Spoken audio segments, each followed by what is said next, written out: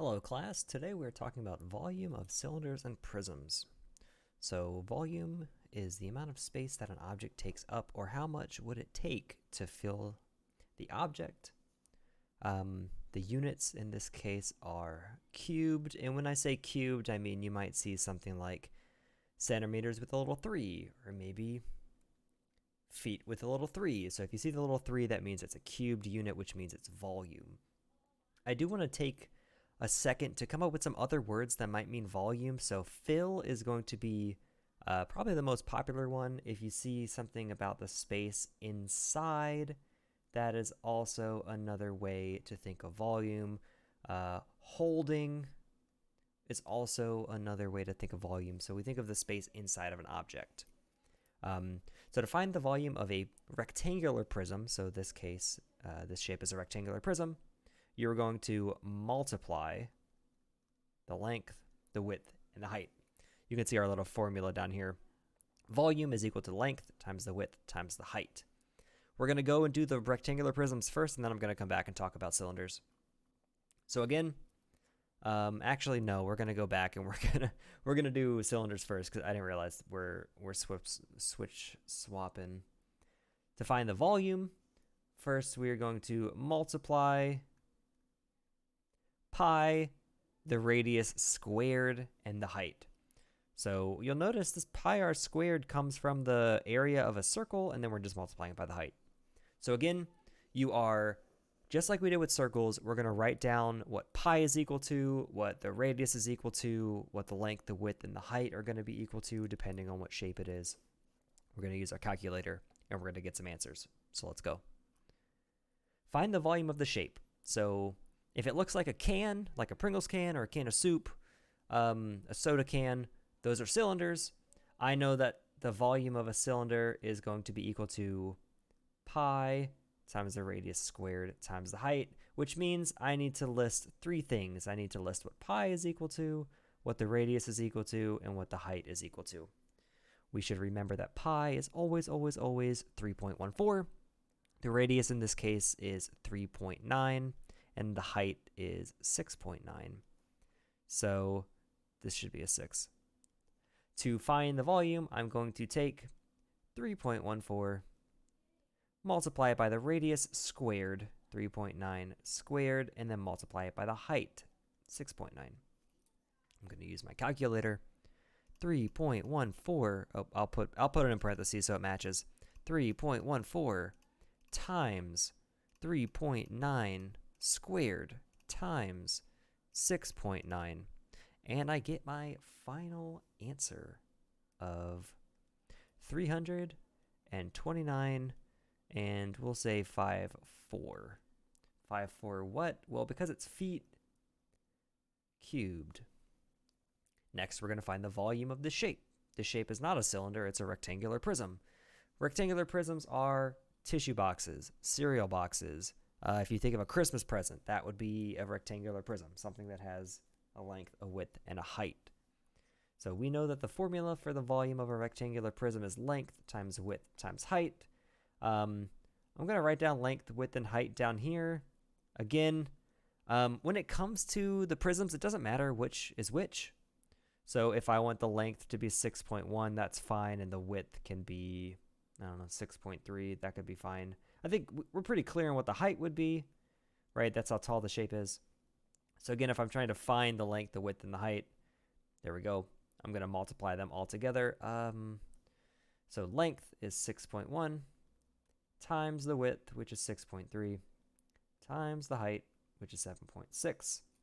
I'm going to multiply all those numbers together. 6.1 times 6.3 times 7.6, and we end up with our answer of 292, and we'll just write the whole thing out, 0.6 or 0.068, and again, units being meters cubed. Got a couple more. You'll notice there are no shapes in this one. We're going to have to decipher the word problem and kind of figure out what it's asking us for. So Nicholas has a pepper shaker in the shape of a cylinder. It has a radius of 9 millimeters and a height of 32 millimeters. How much pepper will fit in the shaker?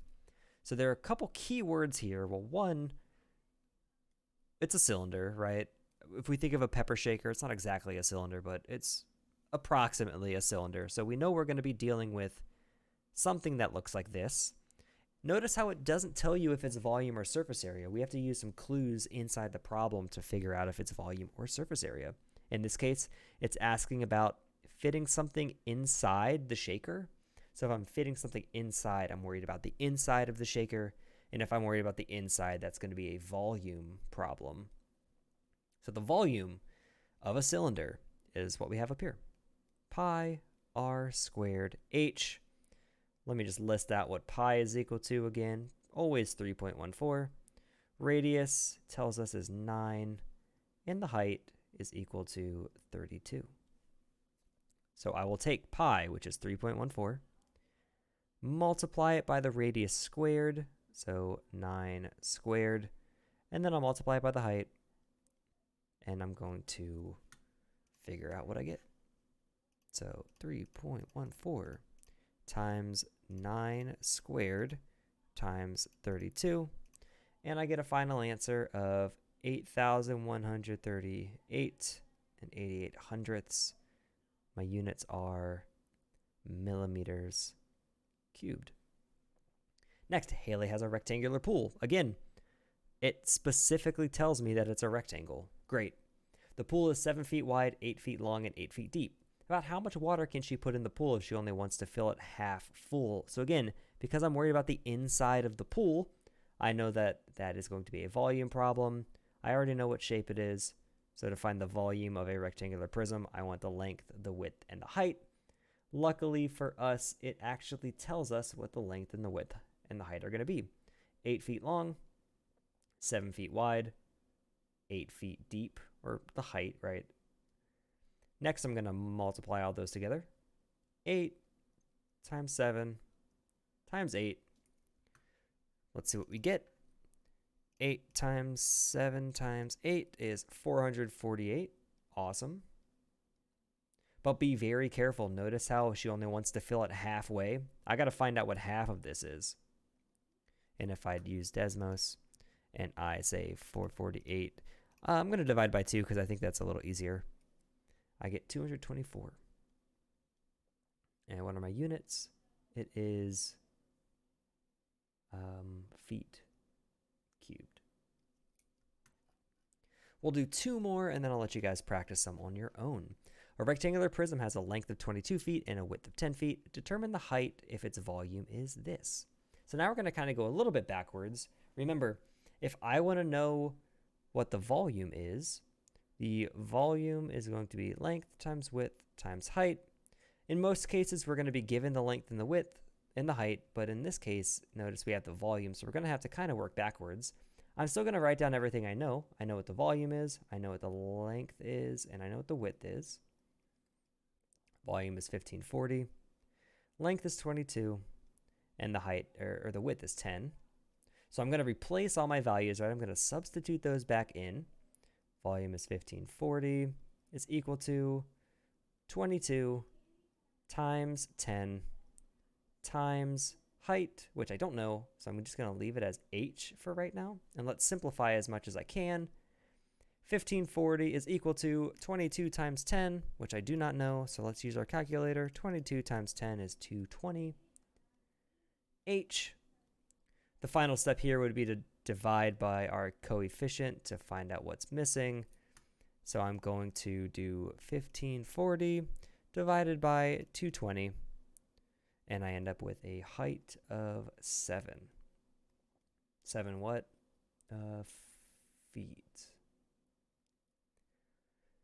And lastly, actually, I don't want to do another one of these problems because you're not really going to see it like this. So we're actually going to end it there. I think we can ignore this last one. Focus more on these because these will help you with these last two. Again, I'll give you guys the answers back in class. Thank you.